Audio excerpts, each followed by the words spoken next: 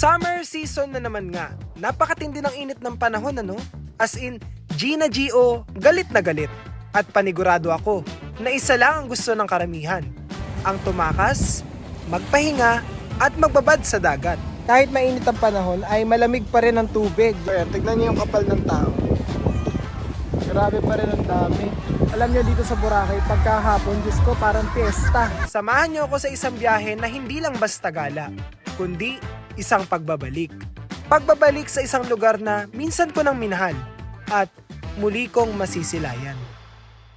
Hello everyone! Welcome to my channel. Nandito po tayo ngayon sa tinaguriang Island Paradise of the Philippines. At alam niyo ba na isa ito sa sikat na pinupuntahan tuwing summer season dahil sa ganda nitong taglay. At syempre, dito rin matatagpuan ang White Sand Capital ng Pilipinas. At welcome to Boracay! Mula Caloocan, biyahe muna tayo patungong Clark International Airport dahil doon tayo lilipad.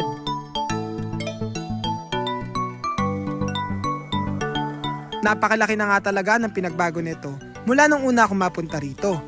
At makalipas ang 9 na taon, muli na naman tayo makakasakay ng eroplano. Pakiramdam ko, first timer ulit ako.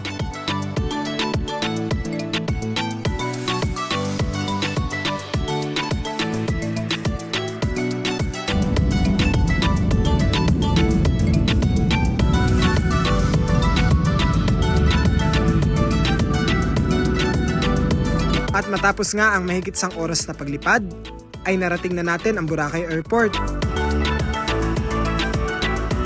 Mula eroplano, kinakailangan muna natin sumakay ng bangka patawid patungong isla. Habang tinatahak ang dagat, ramdam ko na ang simoy ng hangin at hampas ng alon na matagal kong hindi nasilayan. At makalipas ang kulang 20 minuto, welcome back sa akin sa Boracay!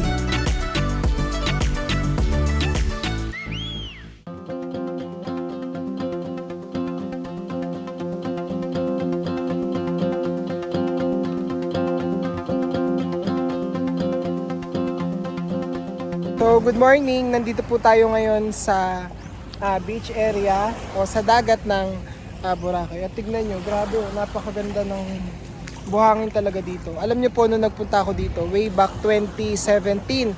So 9 years ago na nung ako po ay napadpad dito. At ngayon ay nagbalik tayo. Pero nung nagpunta kami dito, season ng May yun, so medyo malumot. Pero ngayon, malumot pa rin naman ang Boracay. Kahit mainit ang panahon ay malamig pa rin ang tubig. O biruin niyo, 'di ba? Malamig ang tubig kahit mainit ang panahon. At ang sarap maglakad-lakad dito sa dalampasigan na 'to.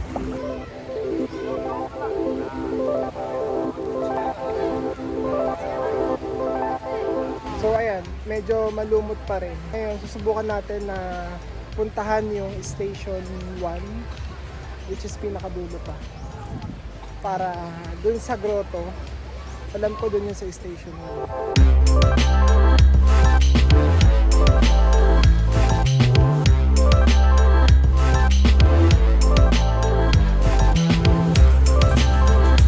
Ayan yung ginagawa nila na castle. Tapos may nakalagay na I love Boracay, tapos yung date. So ngayon hindi pa siya tapos. Pero ang galing nila ano.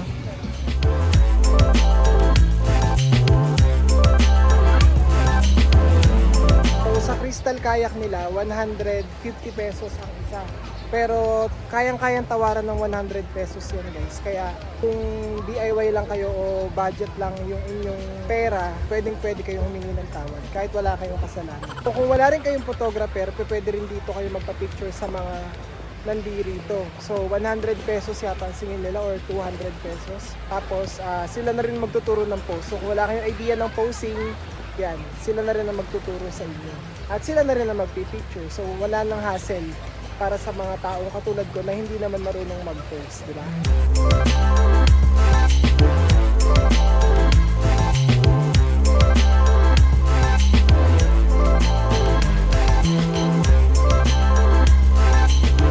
Kung magwa-water activity kayo, dito yung inyong sampahan ng sampahan ninyo papunta sa bangka na nakaalat sa inyo. Ang dami nang umalis na bangka dahil ang dami po talagang tao dito. At time check, almost 10 a.m. na. At yan yung oras ng alis kasi kadalasan sa mga island hopping meron silang lunch buffet. Galing naman nitong puno. Tignan nyo yung puno. Sa ilalim pwede kayong sumilong kasi napakainit talaga. Sobrang init pero ang tubig ay malamig. So hindi mapapasok ang inyong mga paa at balat. So ganyan ang mga kainan dito sa Station 1. Beachfront. Unlike sa Station 2 tsaka sa Station 3, meron din naman pero hindi ganyan ka modern o kaganda yung design. Pero hindi naman siguro big deal yun, yung design ng pagkakainan nyo. Siguro for picture purposes, maganda na yung kakainan nyo. Ay elegant tignan. Pero nakadepende pa rin naman yan sa luto ng pagkain. So napakaraming turistang foreigner dito sa Boracay. Talagang dinadayo itong Boracay ng mga turista. At talaga naman syempre kadayo-dayo dahil napakaganda ng Boracay talaga, di ba?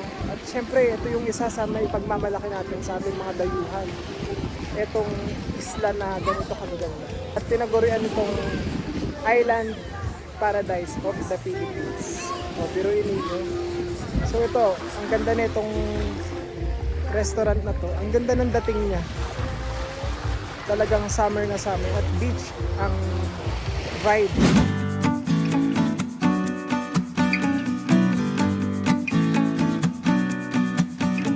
So ayan, nandito ngayon tayo sa Station 1. Kasi nahahati ang Boracay sa tatlong station. Ang Station 1, Station 2 at saka Station 3. Dito sa Station 1, medyo social ang mga tao dito at ang mga hotel dito.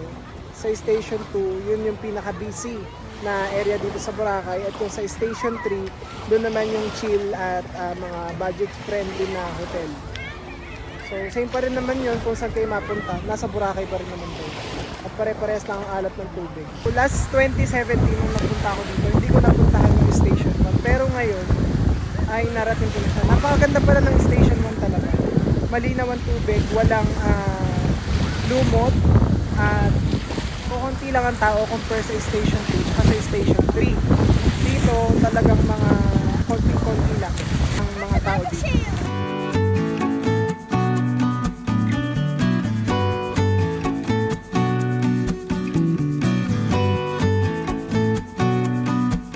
So ito na tayo sa may grotto. Aakitin na natin siya. Pero bago natin siya akitin, ay ipapakita ko muna sa inyo kung gaano kaganda ang tubig. Diyos ko, napakalinaw po ng tubig. Ang sarap magtampisaw. Kahit tanghalin tapat, ngayon po ay alas 11:30 na ng patanghali na po. At malamig pa rin ang tubig. Sobrang lamig ng tubig. Talagang perfect na perfect to sa ngayong tag-init na panahon. At tignan nyo naman, sobrang ang kristal ng dating ng tubig. At ito po pala ay nasa Station 1. So ito na po, aakitin na natin ngayon ang grotto. At magpipicture tayo. At magdadasal ng konti. Konti lang talaga. May mga isda ang ganda rito. Kaya lang tanghalin tapat po. Ngayon ay alas 12 na. So ito po yung grotto.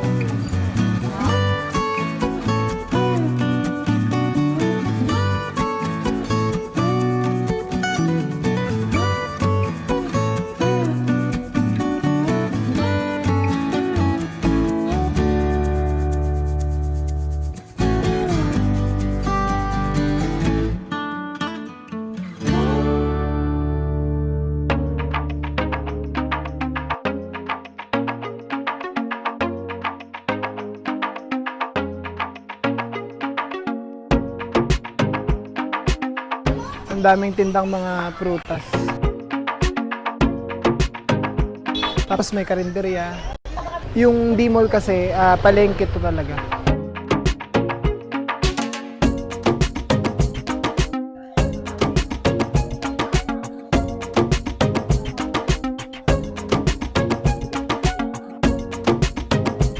kaninang umaga halos tulog pa lahat ng tao. Pero ngayon, tignan nyo naman, grabe. Napakaraming tao na dito sa Boracay. At malapit na yung golden hour. So, inaantay natin yung sunset.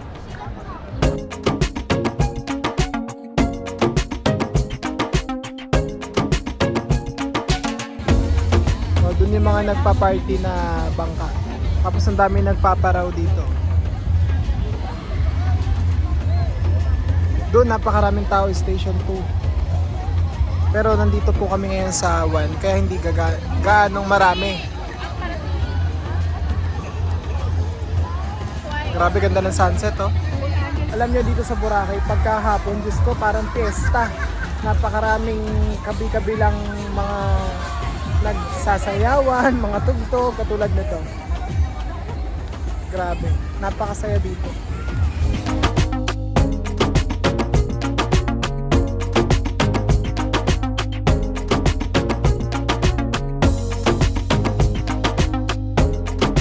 O yan, low tide na ngayon. Kanina hindi ka makakaano-gaano doon. Ngayon, abot na siya.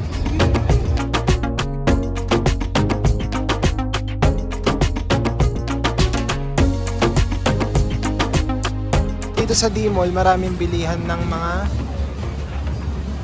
mga pasalubong. May mga t-shirt, may mga rep magnet, iba-iba. May mga pagkain na pwedeng ipampasalubong.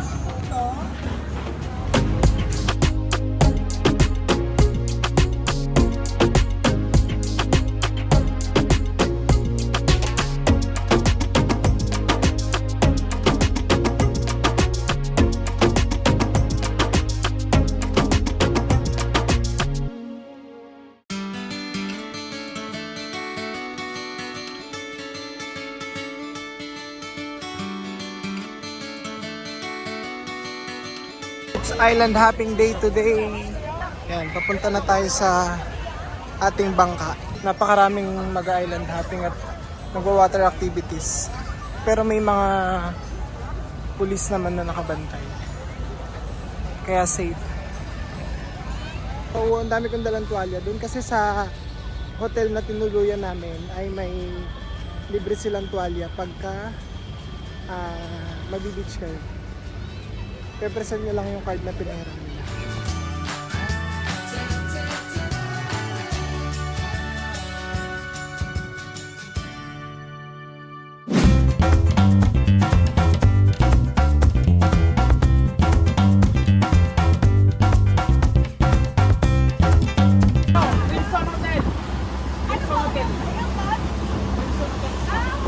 Ganyang salita niya, it's moving quick. Yung dulo hanggang sa taas po ay Shangri-La.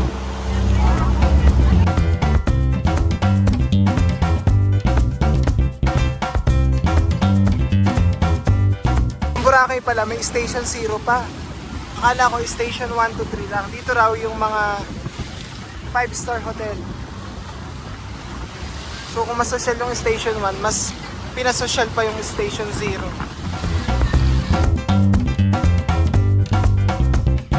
First destination,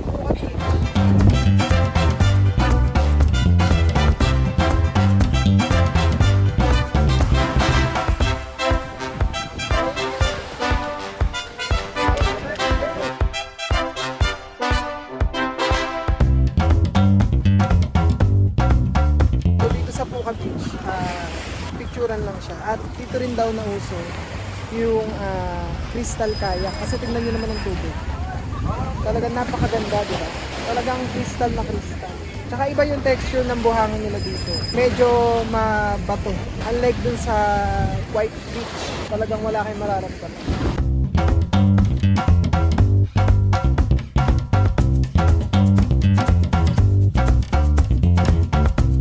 So kapag dadaong yung bangka, marami nang lumalapit at nag-aabang para mag-alok ng mga activity tulad ng crystal kayak. Tapos pwede rin kayo magpa-picture sa ginawa nilang sand na nakalagay Ipuka Beach. Tapos ang ginagawa nila dito, 35 minutes kayong mag-aantay o pwede kayong mag-stay dito para mag-swimming, mag-pictures, at kung hindi naman na kaya ng oras nyo, ay pwede nyo silang paalisin para lumipat na kayo sa kabilang station. Daming narating, oh. 3 bangka yung dumating ngayon. Ang makikita nyo lang dito ay ganyan lang. Tapos magpipicture kayo sa ganyan na nakalagay Puka Beach. Mga gawa yan sa sanga ng puno. Tapos meron din doon na buhangin. Puka Beach, Boracay.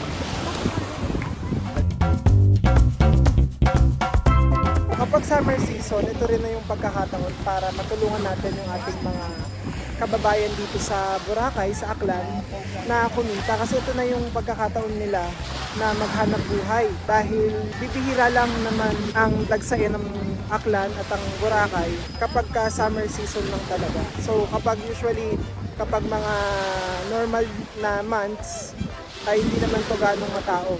Ngayon lang talaga na summer season, talagang dinadayo itong Boracay. Lalo na kapag mga holiday at long weekend.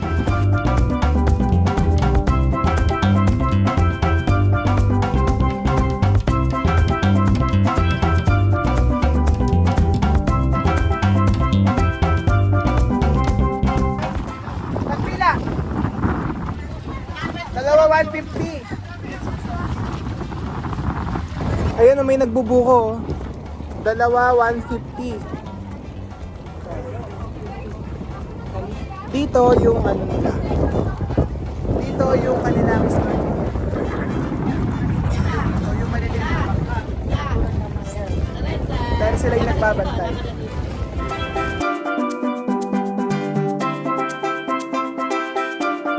Ba't nilalagay pa sa bangka, kuya? Ah, okay. Kaya nilalagay sa bangka. Oh, buko sa gitna ng dagat. Ayan na nagbebenta. Dalawa 150. Galing niya, oh. Ayaw nyo sabihin na mahirap ang buhay. Na mahirap pa kayo sa buhay nyo. Tignan nyo si kuya. Napakahirap ng hanap buhay.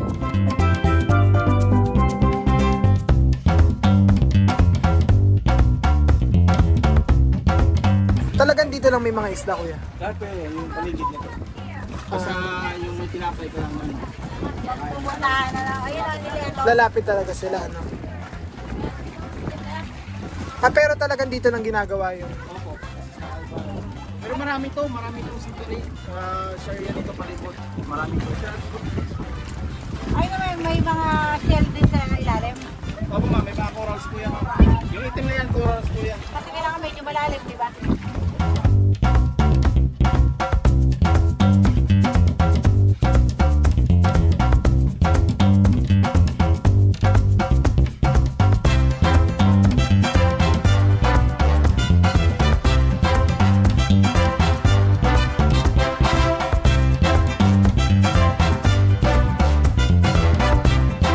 Pakarami rin nag-aay ng dahaping, oh. Sa kabilang side din, dami.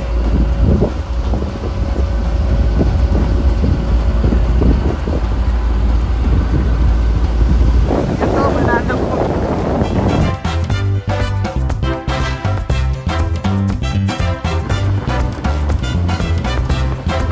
Yan ganyan, yan yung mga joiner na island hopping. Pero kami, private ko para hindi na kami mag-aantay ng mga kasabay.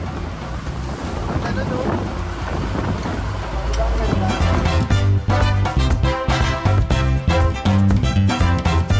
Hindi lakas ang alon.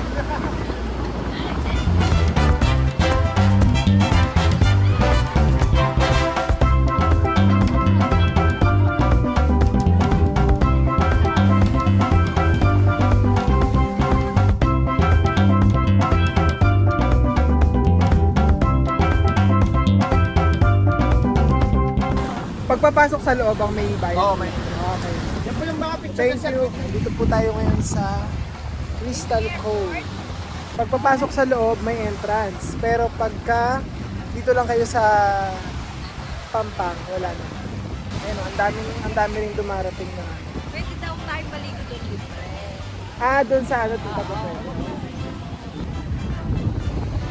Pero ganda ng tubig oh. Dito maraming naliligo. May mga kainan din dito sa Crystal Cove. Oh, yan oh, ang daming paparating. Kawan sabi, ang Crystal Cove daw ay pagmamayari dati ng pribadong pamilya. Pero kalaunan ay dinevelop din at ginawang tourist spot. So sa loob makikita nyo yung iba't ibang rock formation, pero hindi na po tayo nakapasok dahil naghahabol tayo ng oras. At napakarami ng taong dumarating. Dahil isa talaga to sa pinupuntahan tuwing mag-island hopping. So ang way lang para makapunta rito ay talagang magbo-boat. So sa kabila, yun yung Aran Island at doon ang pwede kayong tumalon or mag-cliff diving. Napakaganda ng tubig oh, grabe. Ang dami ring mga dumarating ng bangka.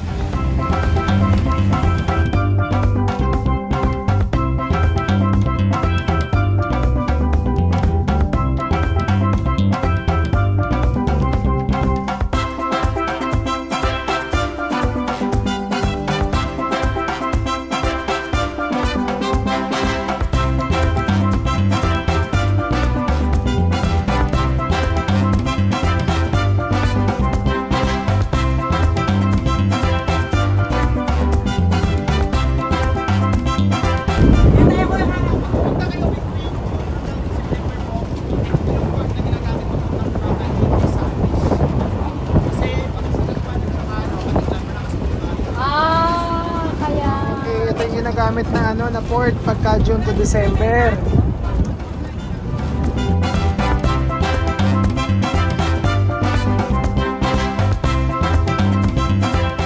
The best part ng pag-island hopping, ang eating. Tapos ang mahaba-habang biyahe, eto na po tayo. Kakain na tayo. So dito yung Tabon Port. Ito yung mainland. O tayo kauna-una no?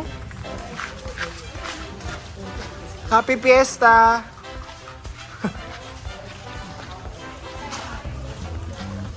Kainan na.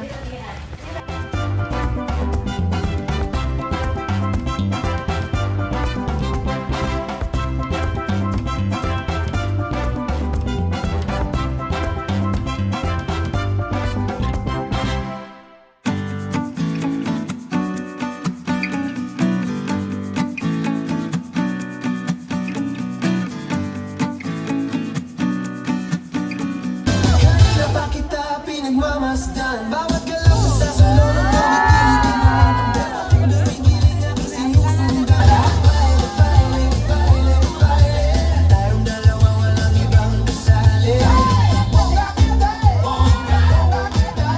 sige lang taas ang kilay buksan mo papasukin ako bulaklak para sa'yo hawak mo ang beat ang gabi sa bawat ilaw mo ako'y nabibihawak mo ang beat.